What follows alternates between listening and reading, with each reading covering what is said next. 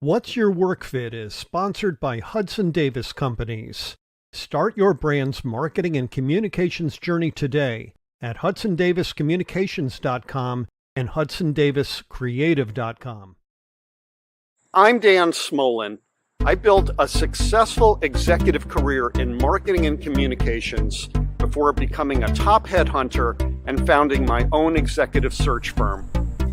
Now get this, every day, mainstream media runs stories in which old school bosses and thought leaders frame your work and workplace issues in ways that are often divisive and unmeaningful. And that's just crazy.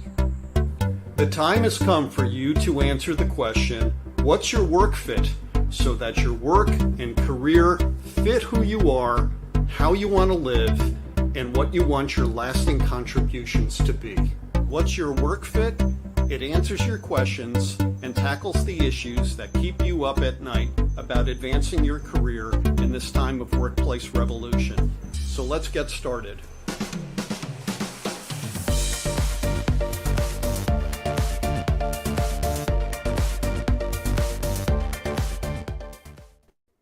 Hey, good day, everyone. Dan Smolen. Welcome to everybody across the United States and Canada and around the world. I am so pleased that you're here today. We're going to do a special show today. It's a bit of a pivot. We were anticipating hosting Kay Sargent of HOK. She is a world-renowned workplace design expert. But interestingly enough, she had to postpone. She is actually testifying before Congress today.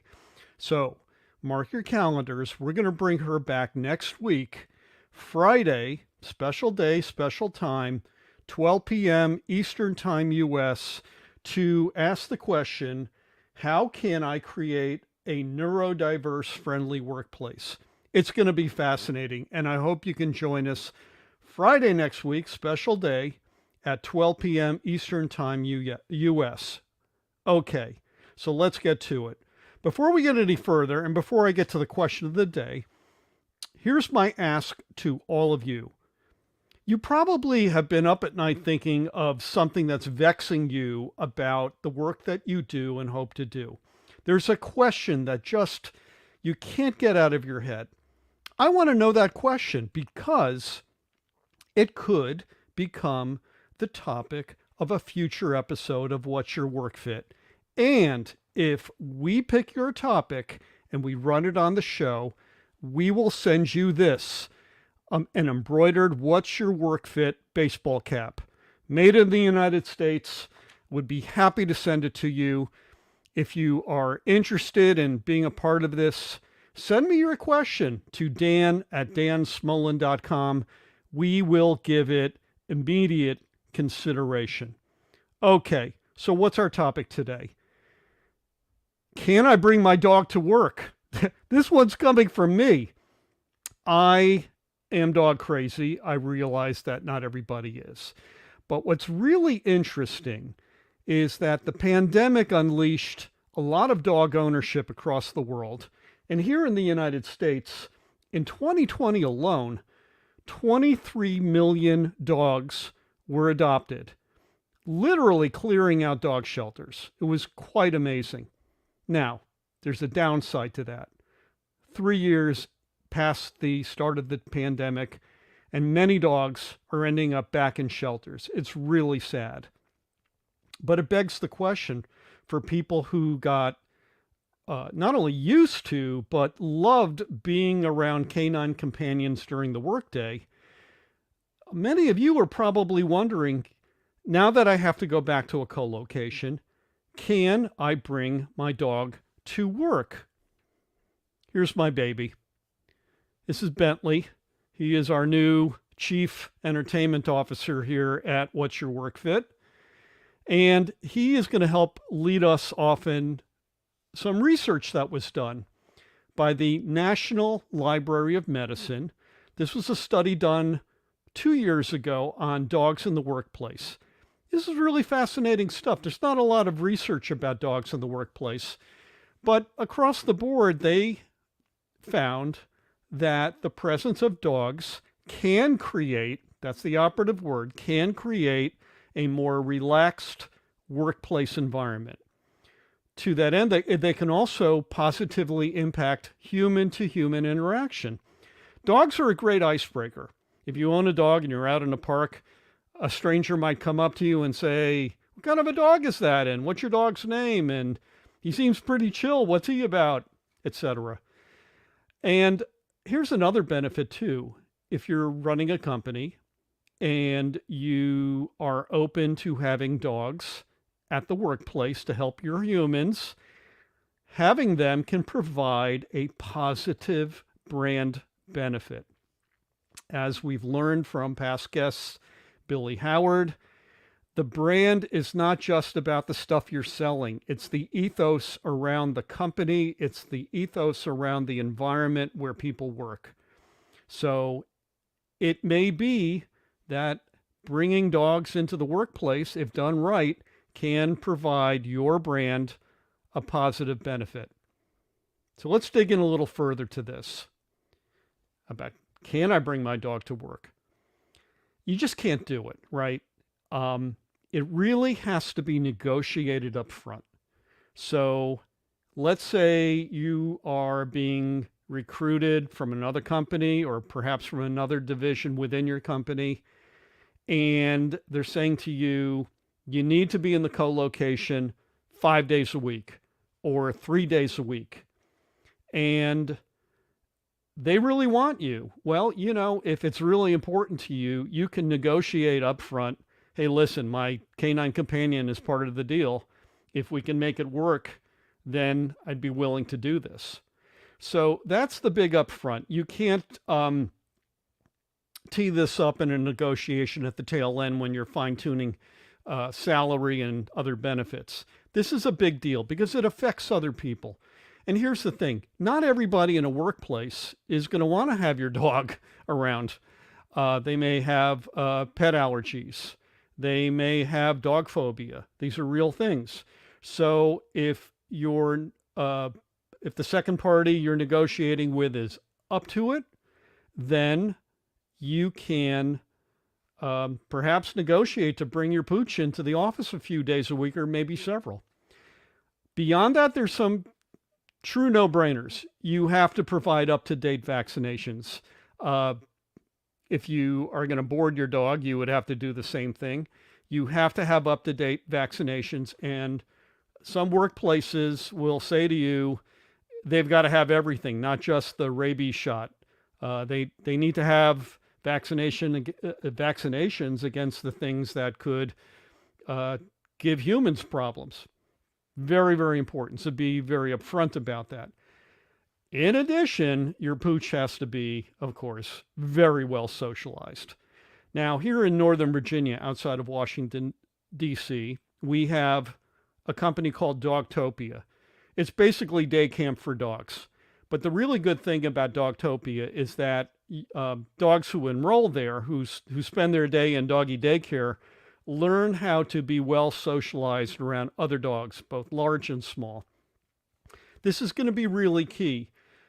Your dog is going to need to prove that he or she is chill in a workplace with lots of people and lots of tumult and bells ringing and things buzzing and people coming in and out of your workspace. So socialization, again, is going to be really, really key. And as I said before, bringing a dog into the workplace has to get buy-in from everyone in the workplace. Now, if you're in a big company like Google that has been open to bringing dogs in the workplace, this might be within your department, which in fact could be quite large, could be 30, 40, 50, 60 people. So you can't take it personally if somebody says, you know what, I didn't grow up with dogs, I'm not comfortable around them, I break out into hives even around dogs that don't dander. So that's a truly important consideration, is you can't be offended if one person says no and nixes the deal. But that may get you thinking about working for yourself, working remotely as your own independent operator. If having a dog is that important. Final point I want to make here is Fido cannot distract you from your mission. If your dog needs to be going out all the time, if they're freaked out by thunderstorms or whatever, that's taking you away from your day. That's really not the purpose of all of this. So that's my soapbox on bringing your dog today. Bringing your dog to the workplace. I mean, could you? Yeah, conceivably you could, but there are a lot of considerations to think about. Hey, listen, I want to hear about your thoughts on this subject, pro, con, and otherwise. So if you're tuned in today, don't be shy. Chime in. I'm looking at the comment thread. I'll take your questions right away. What's your experience been with dogs? And what's your experience been with dogs in the workplace? I had a dog from the time I was a young kid. And then we got our first of 2 dogs recently in 2006. And sadly, Jessie, my white poodle, passed away last week. We're getting over that. And we're left with Bentley here, who is also a toy poodle, a blue poodle. And he's pivoting into his new role as chief entertainment officer here. He does entertain me. He's really funny, but he's also very sweet. And he's at my feet right now. I don't want to disturb him. He's got his own work fit. He's trying to, kind of get through his day. But I have had a dog in the workplace now nearly 17 years, and it hasn't been easy. I can't travel with them. They have to be boarded, and that's really tough. It's also very, very expensive if you've had a boarded dog recently. But I've been working from a remote office so long that absent my canine companions, it gets really lonely. And for people that do work remotely, loneliness is a big factor. Having a pet, doesn't have to be a dog, it can be a cat too, is a big comfort. And as I said, so many of us, when we were working remotely during the beginning of the pandemic, adopted dogs, cleared out the shelters. It was incredible. So I want to know what you think about this. If you've got a question, if you've got a comment about it, chime in. I want to know what has vexed you, or what do you want to have? I mean, do you want to be able to bring your dog to a workplace? Are you now being required to work in a co-location? And what would make it palatable for you is having your pooch with you. Have you looked into that? Have you asked some questions of your workplace leaders? Can you do it? I'm interested to know your thoughts. On LinkedIn earlier today, I teed up this question, and I got a lot of response. In one of the channels, I think we got 30 comments and probably close to 3,000 impressions on the topic. So I know it's meaningful. And not everybody is pro-dog or pro-pet. We did hear from some people who said, listen, I'm not against dogs, but I just can't be around them. And I heard from others who said, you know what, it's not just the allergies, which I have. I don't like dog breath. I don't like the smell of wet fur. I get that, and I respect that. Dogs aren't for everybody. I mean, dog owners can be dog crazy, but we also have to be mindful of the fact that not everybody's going to be comfortable with it. But here's another consideration. Talent right now have the upper hand in the negotiation for work. They still do. There are more jobs open now than there are talent to take on those roles. So somebody can upfront negotiate to bring their dog to the office, conceivably. So be open to it and talk to your workplace about it if you are having candidates who want to do this, or people who are already working in your company. Okay, I see we have our first question. And interestingly enough, it is from Justin Knopp. Hey, Justin, Justin's going to be on our show next week. I'm really encouraged.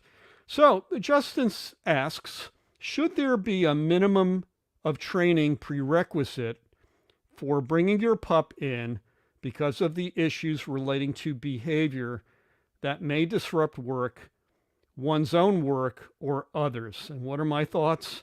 Well, I think this is a great question. And I don't think there are any standards. I think it's very ad hoc within companies.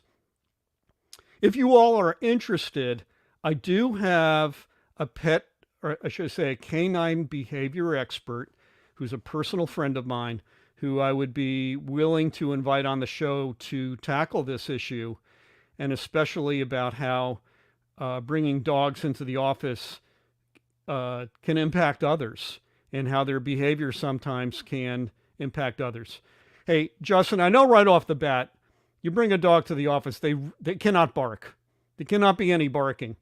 I have enough problems on the live show when my dog barks, when somebody's outside with a leaf blower.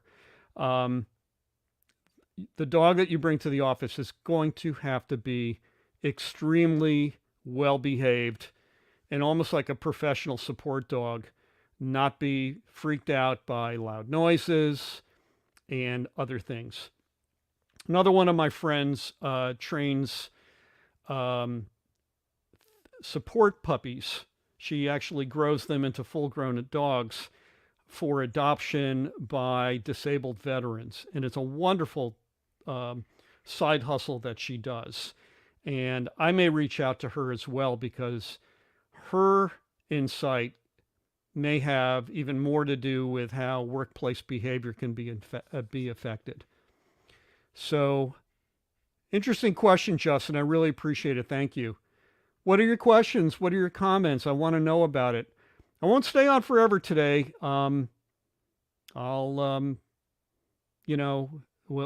take your questions, and since I don't have a guest today, it's a little tough. I don't like being in a position of doing a lot of talking. I'm curious to know, what kind of dogs do you have? Are they shelter mutts? Are they purebred? I took a lot of flack from my friends for adopting purebred puppies, and actually not just purebred puppies, but the offspring of actual champions in the ring. But hear me out. When we first got Jessie, who was a purebred toy, I wanted to make sure I had a dog that was from good genetic stock that would be well behaved and well trainable, but most importantly, didn't dander. We all have allergies in our household, and my daughter has actually serious skin allergies, and she's not breaking out from the dogs, but I made a conscious decision to adopt from a highly regarded breeder, somebody who actually had best toy poodle at Westminster Dog Show last year. That's not for everybody. I would have preferred to adopt a shelter dog, but given that I had a young child at the time, I weighed the pros and cons, and we decided to adopt a purebred puppy, and have since we adopted Bentley 9 years ago. And now my daughter, who's away at school, has adopted another toy poodle puppy. That's an interesting situation. She has always suffered from severe anxiety. And her therapist said, you know what, I really think you should consider getting a support dog, a therapy dog for yourself. And so she adopted a toy poodle from the same breeder. He's bright red. He's a toy. He's a puppy, but he's very well behaved, and he's quick to learn.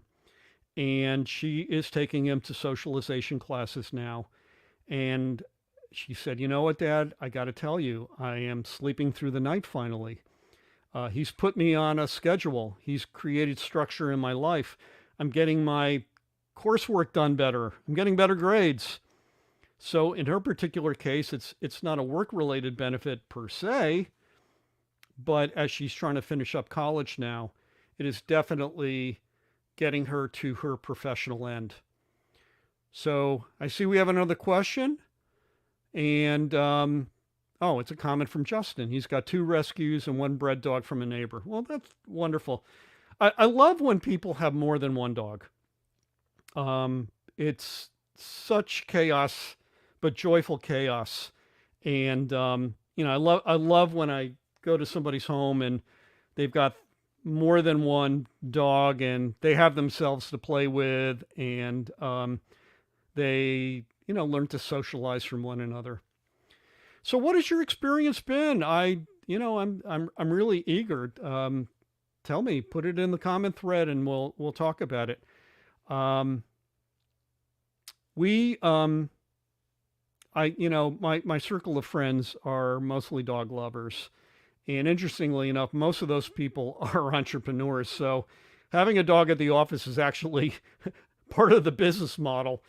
And one of our frequent commenters, Stuart Katz, he had two rescue beagles for many years. They've since passed, but they were wonderful dogs. And they became part of his business. Actually, his business was called Elm City Communications, and his older pup he named Elmo as a play on Elm City. Again, wonderful dogs. Here in Virginia, we've had another really interesting rescue situation, and I'm sure not only across the United States, but across the world, you've heard about it. We had a situation where, unbeknownst to anybody really, there was a dog breeding facility breeding beagles for pharmaceutical and medical research. And it was discovered that thousands of dogs and puppies were being kept in inhumane conditions, absent of life and stimuli, and being outdoors. And so something like 4,200 dogs and puppies were rescued. And one of my dear friends actually rescued one of the first puppies released. And she's a great dog. She's loving. She has overcome whatever stressors she had as a puppy, and she's been adopted well into her family, which includes two other dogs, and they're just loving her to pieces. And I love when I hear from people who have been able to make that work, who have been able to rescue their dogs from really serious situations. It's not a requirement. And again, in my particular case, it was a calculated choice to make sure that it would provide the best outcomes for us. Interestingly enough, my first dog, purebred, pedigree, AKC registered toy poodle, beautiful, beautiful dog. Early on, suffered a freak accident, and he shattered his front left leg. And it was shattered so badly that he had to have it amputated. And I was so sick with worry over would he make it. And as it was, when he came out of surgery, he nearly bled out. His blood pressure was very high and he nearly bled out, but he was stabilized. And then I got a phone call. I had to move him to an overnight hospital emergency facility because the place where we had done our surgery closed their doors at 8 o'clock at night, and he couldn't be watched. So I had to put him in the front seat of my car, and he had IV lines hanging out of him, and he was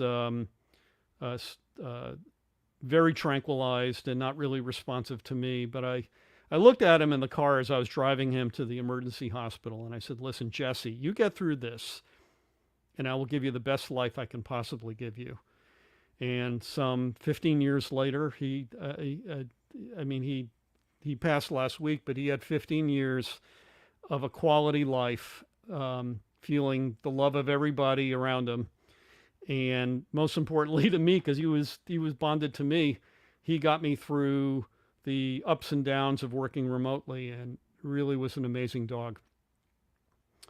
Well, I haven't heard back from anybody else, and that's okay. Everybody's busy today. Thank you for letting me talk about this subject. Can I bring my dog to work? Some parting thoughts here. As part of the future of work, we have to be open to all sorts of possibilities.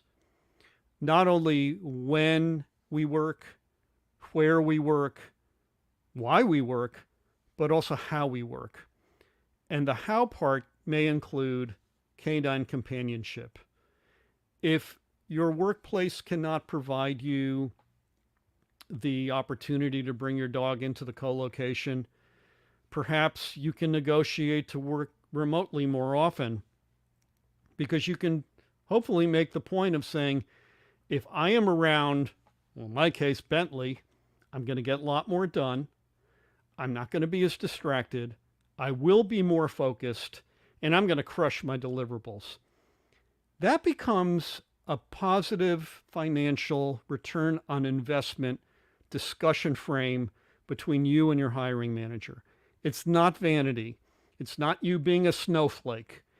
It's saying, I need my canine partner here to encourage me through the day and get me to where I need to be. Oh, we got another question or another comment here. Let me just get to it right now. From Adriana, who says, your story with Jesse was so emotional and it brings tears to my eyes. He will always be with you, Dan. Yes, he will be. Adriana, we talked offline about this. Losing him was the most jarring experience of my life. I held him in my arms and my face was the last that he saw. So hopefully he went off to across the Rainbow Bridge with a happy thought. It took me about 3 days to get over this palpable loss in my life. And, any dog owner will tell you that. So thank you so much. You're very sweet. I'm running out of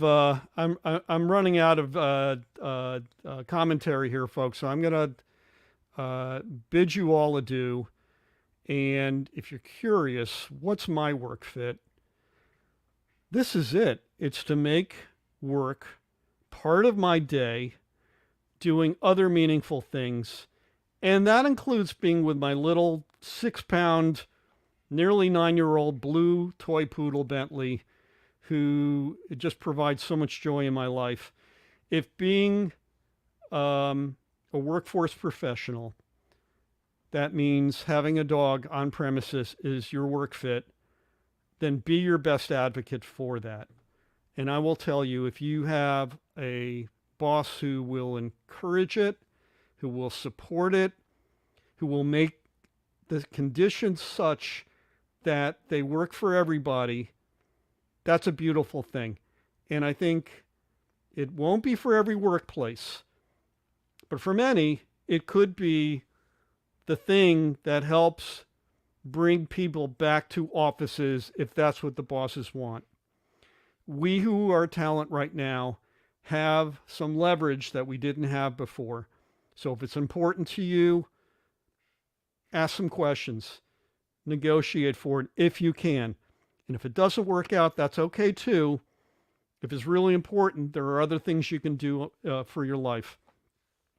I really appreciate you joining me today. I hope you've enjoyed this. We'll be back with Justin Knopp next week.